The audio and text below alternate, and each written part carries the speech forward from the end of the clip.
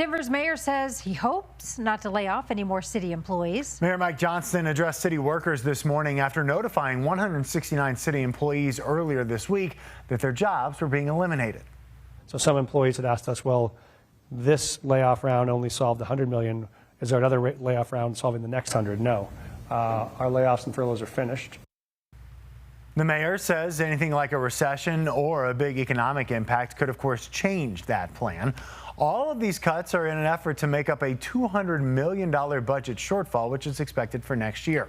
Your reporter Andrew Hobner joins us live tonight at the City and County building. Andrew, the mayor calls this layoff wave complete. Yes, it is complete, and more importantly, it wraps up what they say will save $100 million towards a $200 million deficit the city has.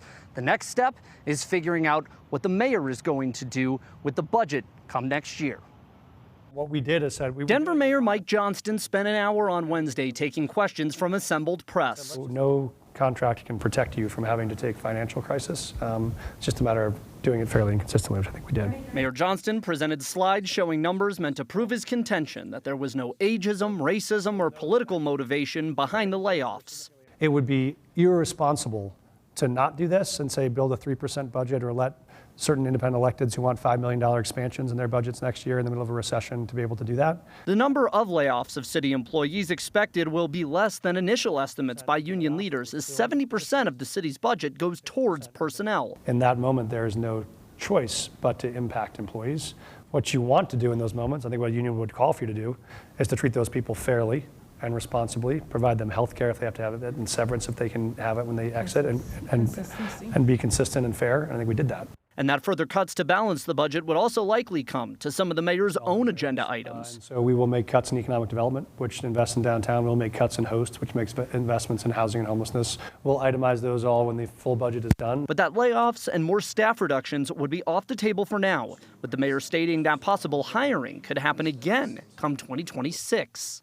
But we will approve the green lighting of positions only that have been fully budgeted and funded, and these reduced budgets that they approved.